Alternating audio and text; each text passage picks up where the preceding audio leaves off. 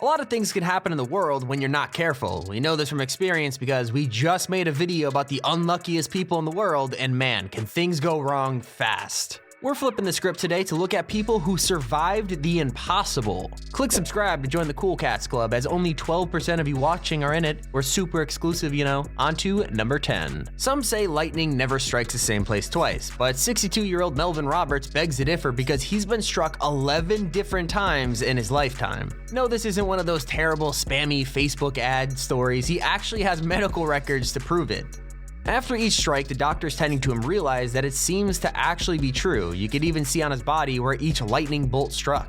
The effects of this are just as interesting, with Roberts saying, "Well, it's like being in a microwave." But he said it cooks you from inside out. You can't taste anything for days and days. Tastes like sulfur. Yeah. Like burnt matches. Yeah. It's pretty crazy having to eat any food and it all tastes like burning candles. Pretty weird how lightning does that to you. I feel bad for the guy, but thankfully the effect is only temporary. Mr. Roberts went on to explain that for the most of these strikes he was under different circumstances each time. Sometimes he was struck in sunlight, sometimes he was out mowing the lawn on a rainy day. The odds of being struck by lightning are so low that you have more chance of a plane crashing into your house, and that's just for one lightning strike.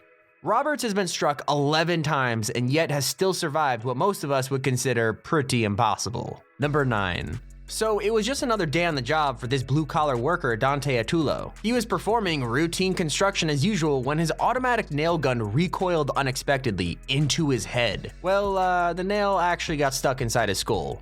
The craziest part of all of this, though, is that he was completely oblivious to it happening. Yeah, he had no idea it happened. He just sucked it up, kept on working without thinking twice, all the while having a 3.5-inch nail embedded in his brain. Talk about toughing out a shift. He kept it like this for about a day and a half before beginning to feel nauseous and then eventually heading to the hospital. Astonishingly, the nail didn't seem to do any real damage, so it explains why he was able to just continue living life like nothing happened. I am truly amazed that he managed to not only live through this, but to even brush it off like a minor scrape. Look at the size of the nail on the X-ray. It does seem a little odd to want to have that as a trophy, but to be honest, if this happened to me, I'd probably want to show it off too. Rolling into number 8 kind of reminds me of the Polar Plunge Challenge, but taken to the most extreme level. Anna Bugenholm, at the age of 29, was skiing down the mountains alongside her friends in Narvik, Norway, when suddenly she plummeted headfirst into a patch of ice along a frozen stream. She was instantly trapped underneath the ice, and her friends struggled to get her out, with no avail. Luckily, during this time, Anna found a small air pocket that kept her alive, but after 40 minutes, her heart wasn't able to pump anymore. By this point, her heart had stopped working and she became extremely pale, but an incredible timing had a rescue team smashing up the ice to rescue her. With how long she was down there, it's pretty surprising that she was able to survive this at all. Especially considering that the lowest temperature a human body is supposed to handle is 25 degrees Celsius, and Anna was far below that. She was essentially frozen in time, with her body suffering from major hypothermia and temperatures reading at an icy 13.7 degrees Celsius and 56.7 degrees Fahrenheit.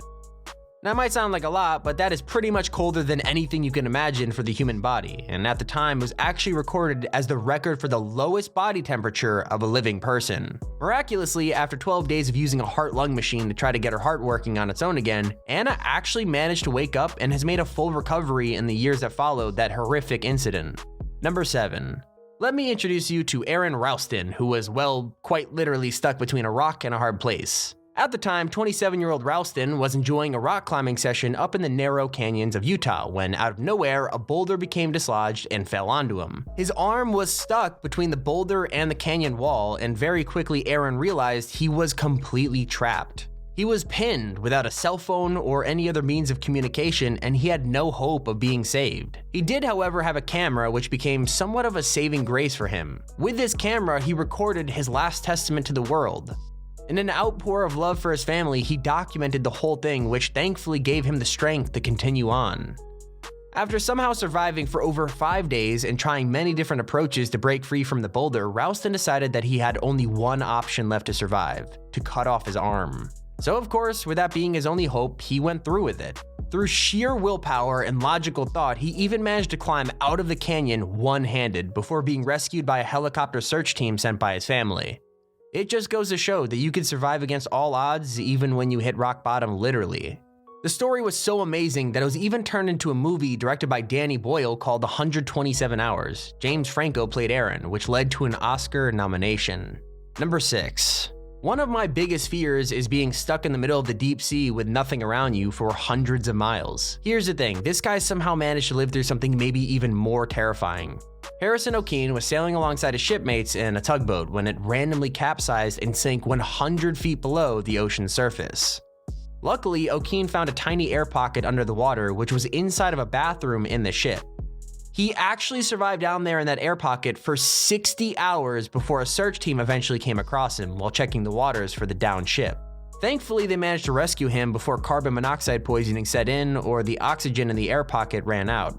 Regardless of how he survived such a traumatic experience, we hope that O'Keefe counts his lucky stars and keeps as far away from the ocean as he can. Heading into number 5, we have a group of survivors who beat all the odds after some truly horrific events following a plane crash in the Andes Mountains back in 1972. It was already a bad sign that they crashed on top of a mountain, but to go even further, they crashed with absolutely no food on board. This meant that their only option to survive in these unforgiving mountains was to resort to eating the deceased bodies of their families and fellow passengers. It's almost unthinkable what these poor people had to endure, and no one should ever have to go through something like this. These guys even made agreements between each other that if one of them passed, they wanted the others to use their bodies, so at least someone had a chance to make it back to their family.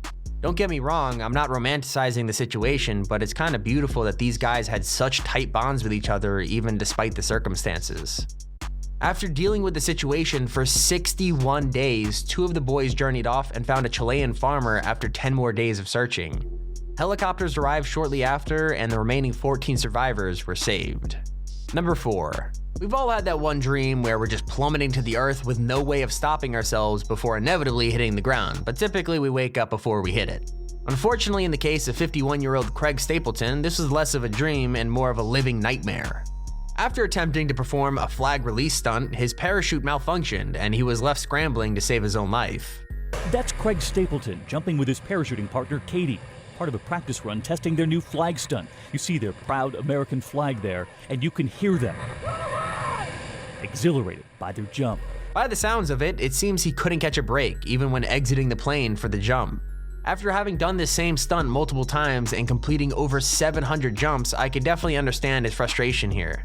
But with the gravity of the situation changing from a botched jump to a life-threatening fall from the sky, his mentality did change rather quickly. With his life flashing before his eyes, he was all the more relieved when he had the most extremely lucky break of his entire life, literally. Stapleton had fortunately dropped into some shockingly soft freshly plowed dirt that absorbed most of the fall.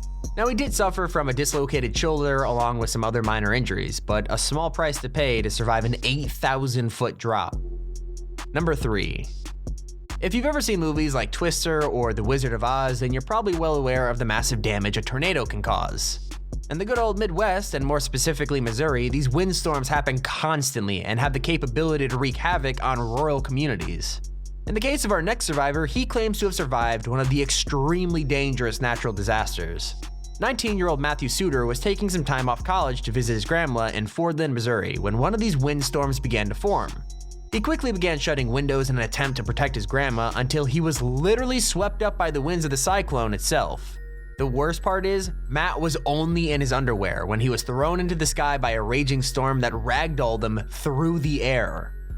As he was pulled higher into the sky, the air around him became too thin and he eventually passed out from lack of oxygen.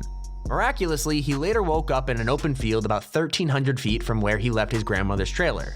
Even more amazingly, he only had a couple of cuts and bruises from his wild ride on nature's merry-go-round. Number 2. You know those commercials that speak out against drinking and driving? Well, Carlos Rodriguez and his horrific experience is a living example of exactly why you should never do it. This incident happened when 14-year-old Carlos was drunk and got behind the wheel of a car. Unfortunately, this led to him crashing into a pole, going through the windshield and landing face first onto the pavement. The impact shattered half his skull and gave paramedics very little to work with, but he was ultimately able to pull through and change his life for the better because of it.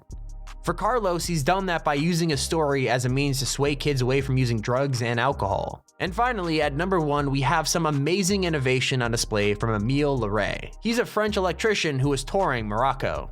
He had gone there in hopes to trek across the Sahara Desert, but was stopped at a military outpost along the main road. He was told to turn back immediately, but it didn't dissuade the French tourist from sneaking back into the desert while off-roading in his car. Here's where things get sticky. The worst thing happened to him. His car broke down. Can you take a guess where?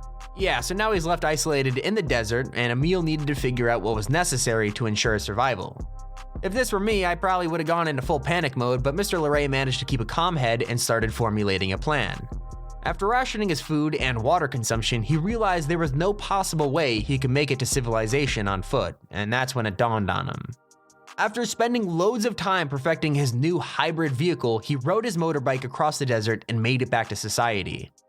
Now, sadly for him, he did face a pretty sizable fine when he did get back, as his vehicle didn't meet road safety standards, but I have a feeling he didn't really care. Click on screen right now to check out this video. I'll see you guys over there. This has been Tommy. Keep it here on Top 5 Central.